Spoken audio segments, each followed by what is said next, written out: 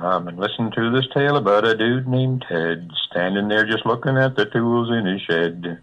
And then he got to thinking, just looking ain't no fun. Let's pick one up and plug it in and see if it'll run. It did. Pretty good, too. Now old Ted's a happy guy 'cause he's got a pretty wife. Figures if he plays it right, he'll keep that gal for life. That gal, her name is Beverly, and he's her hillbilly. He's sweet on her, she's sweet on him, they're happy as could be. She's Beverly, he's Hillbilly, he's Beverly's hillbilly.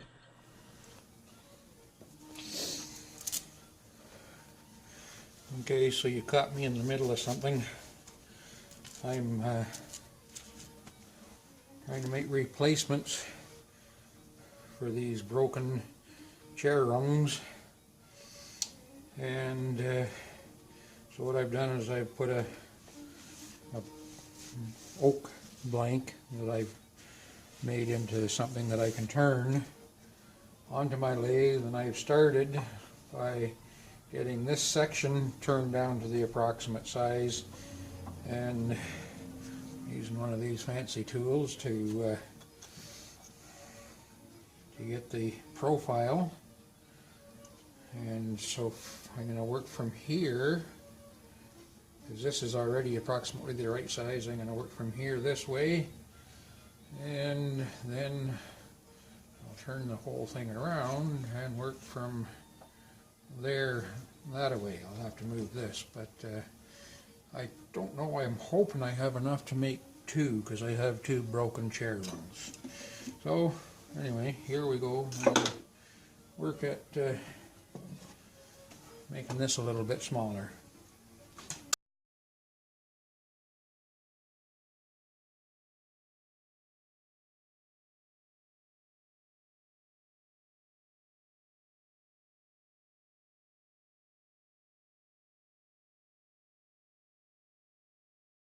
So when you're turning, if you want to cut aggressively, you keep the knife pointed down just a little bit. When you want to make things a lot smoother, you turn it up, because it takes a much finer cut. And I do believe that that groove right there is about where I want. Yes, okay.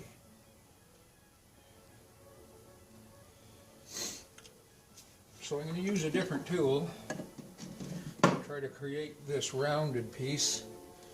And surprisingly enough, I'm not going to use something round, I don't think. I think I'm going to use this guy, because I need to be able to get fine control on it. And if you were going to use a tool that was round, it would have to be exactly the same size and shape as that.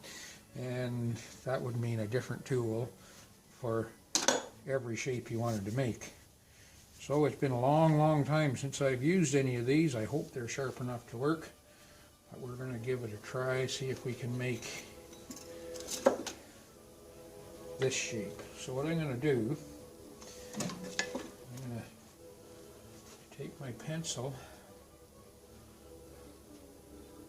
to where I want the inside, or the left end of that rounded piece to be. And I'm just going to mark it all the way around. And then a little flat section is going to come over to the pencil's dull. Flat section will come to about there. So I'm just going to come just inside of it.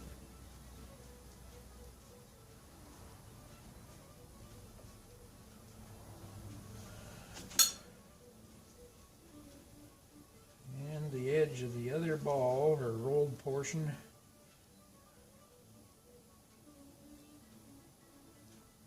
is there. So once again, we're going to mark it.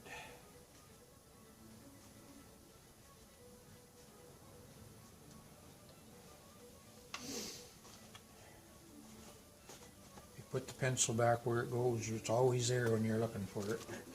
I'm bad for not doing it. I could mark this one too. Yeah, maybe I will.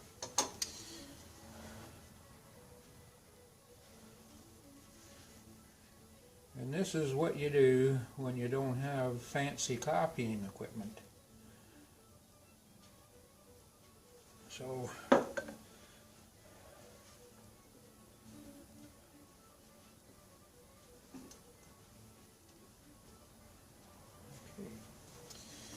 alright, so first thing we're going to do, what did I do with that tool?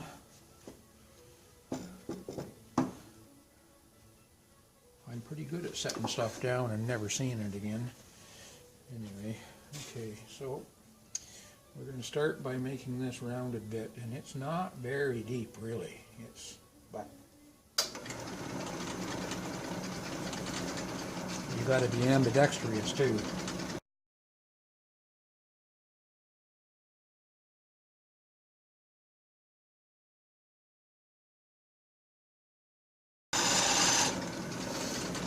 Okay, this ball is just a little bit smaller than that one. Here.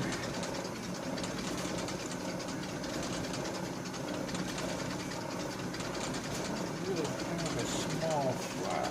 That one is, that might be it.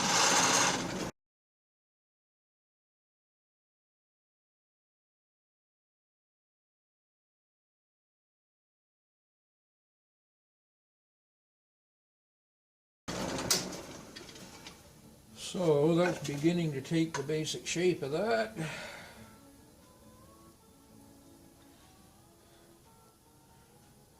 pretty good actually. So now this piece tapers just a little bit, and I'm going to use a different tool again because I want to be able to cut more off in a little bit bigger hurry. So this one is nice and flat. Not sure how sharp he is.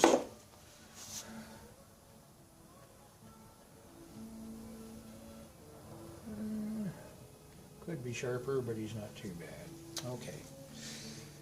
And then it goes down quite a bit smaller. So what I'm going to do is I'm going to start down here and work in. And what I'm going to do too is I'm going to take this handy device and I'm going to find out what size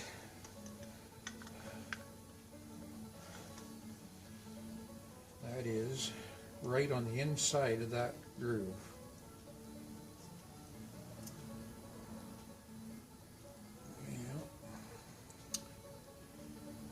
That's just over just over 3/4 of an inch. So we'll keep that and take this.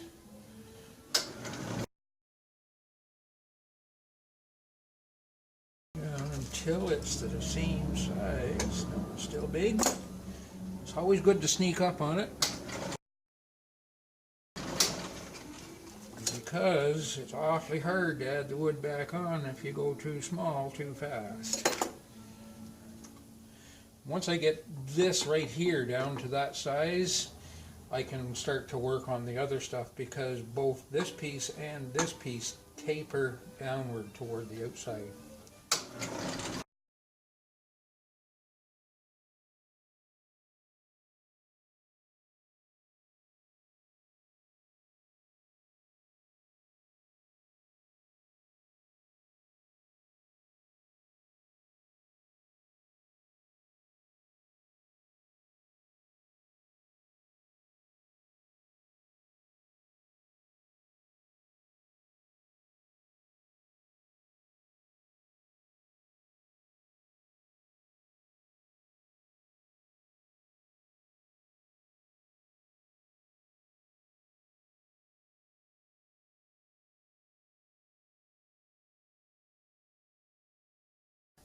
I need to take a measurement. I'm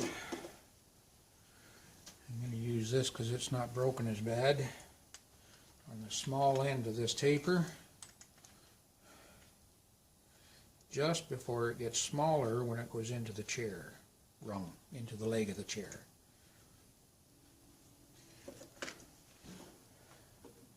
So I've still got a little way to go, and I didn't mark the end of that, but this mark right here is pretty close to where it needs to be, so I'm going to use that and bring that down to this size and then smooth up that taper so that it's nice and straight. And then I'm going to use a different tool because that one really does a nice job of cutting in the right place. But right now I need something that's a little more staid.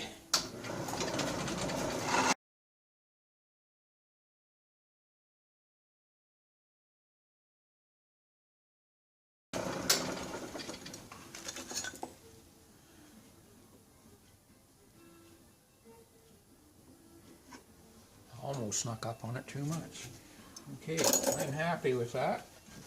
It's not a perfect line across there just yet. I don't like that tool. It has been a long time.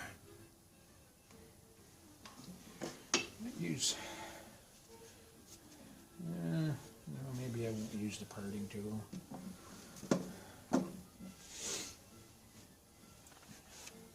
At this point, I could almost get away with using some sandpaper on it. Maybe I'll just try that. This end here, where it goes into the chair, I'll have to dig the old pieces that are broken off in the leg of the chair and find out the exact diameter. I'll drill the leg of the chair out and make this match it, and then we'll cut that off after we've made the other piece, or the other end here, and the whole thing just goes in and glues into place, and maybe a little nail to hold it all tight.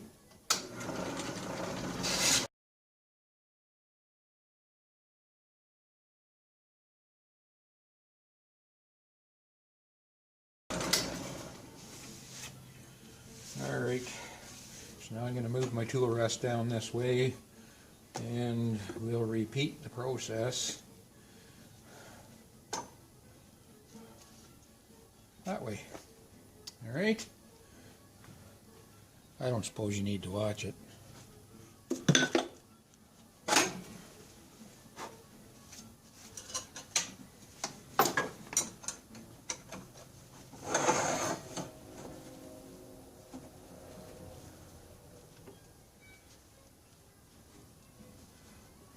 Not a very straight piece of wood, is it?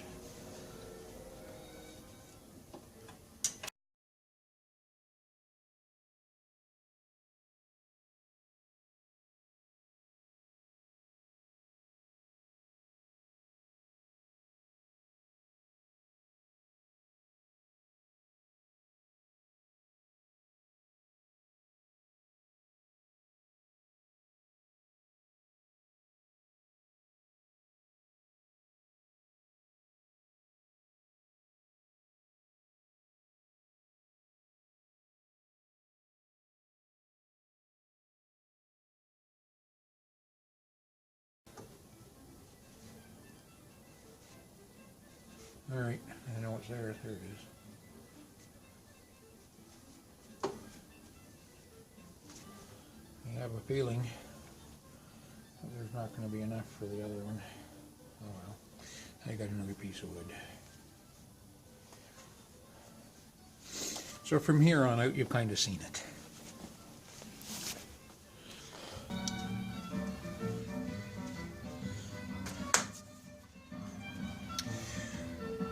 Okay, so as you can see, I'm working with a piece of hardwood dowel instead of the oak.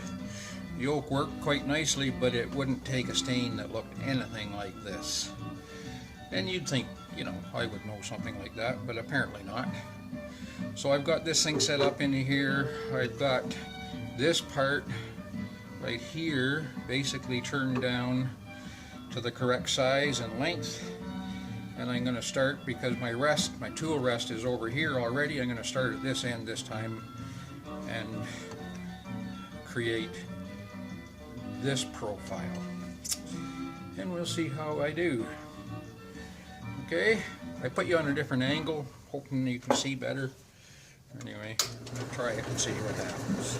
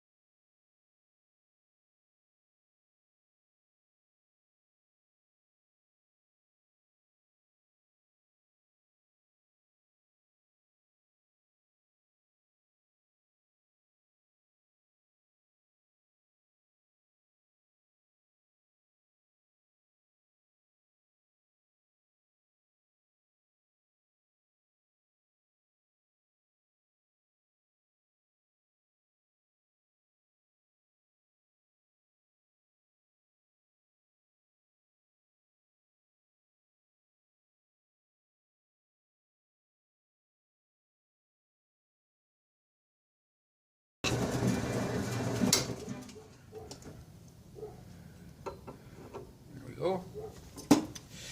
This one end has to be 3/4 of an inch and the other end has to be 5/8 because of slight damage in the chair leg when this broke and when I took it apart. So this end though is basically done except for turning the size of that, and we'll see what we can do with the other end now. Okay.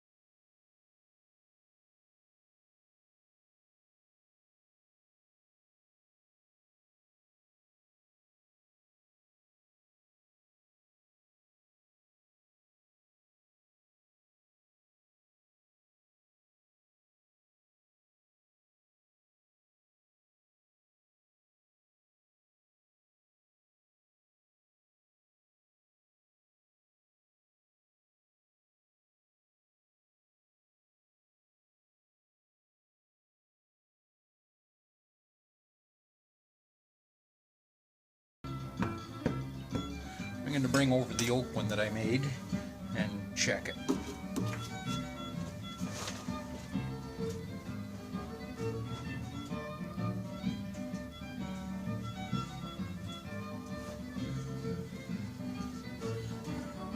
Isn't that pretty? That is called golden oak. That's just beautiful. Anyway.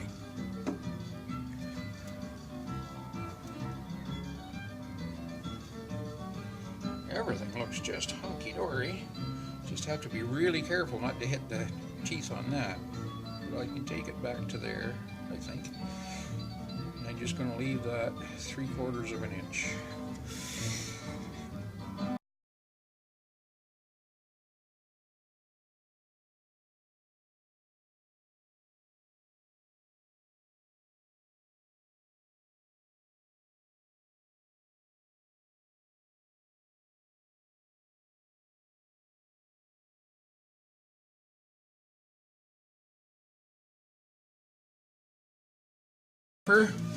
Sand her up a bit. There's some sandpaper right there. And then I just have to do it one more time.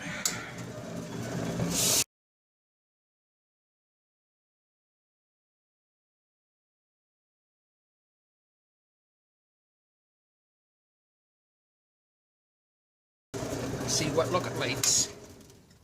Ooh. Well, hopefully this takes stain better. Off the tailstock, take them out of there, and I'll just nip that off on the bandsaw.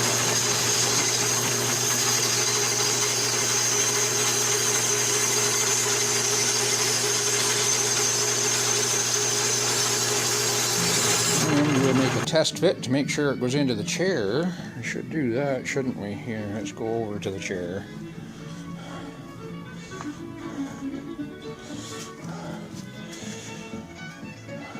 There's the chair. There's where the rung's supposed to go. Can't seem to get, there it is.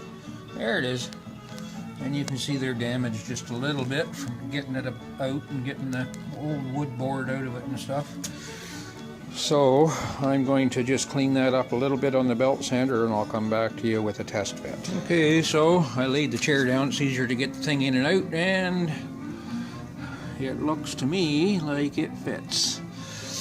So, and that's a wonderful little stand for me to leave it in while I stain it. So I'm going to do that now, and then when the stain dries, I'll glue it in there. Alright, here we are. I guess that's upside down. Lee Page's 5-minute epoxy. And what I'm going to do is I'm going to mix it in here. I'm going to put some in there, and in there, and in there, and in there. And I'm going to put the rungs in, and I'm going to use those screws, which I will drill and properly set from the bottom side so they won't be visible, to hold the whole thing together. So, not sure how much of this I need and whether I can do it with one hand or not.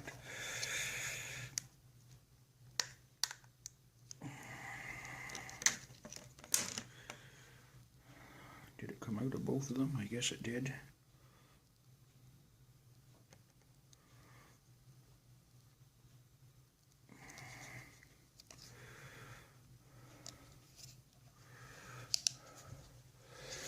The idea here is that you have to, need both hands to do it, draw it back just a little bit so that you don't have any of the epoxy out on the tip, or in the tip. And you take that guy and you put it over top of that, and I can't mix it, put that together and everything with one hand, so I'm going to have to shut you off. There you can see I've got some gobbed into there. I've got to try to stop it from running down there, or it'll damage the finish, but I'm going to jam this thing in there, and again I need both hands. Now I'm going to drill a steep hole right here. I don't know if you can see that. Right there. It will go in through the rung and deep into the leg, and put a screw into it to hold it all together.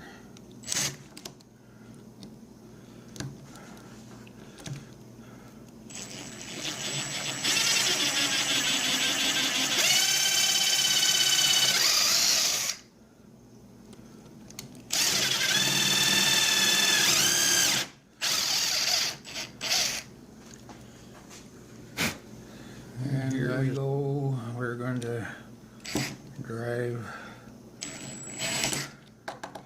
this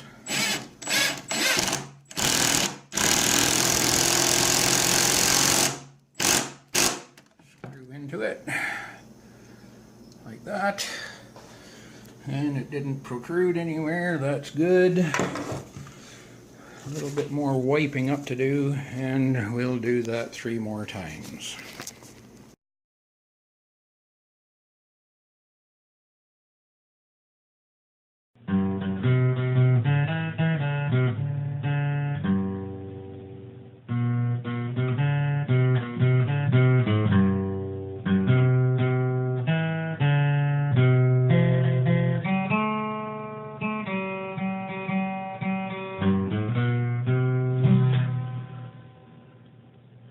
You'll have to imagine the singing.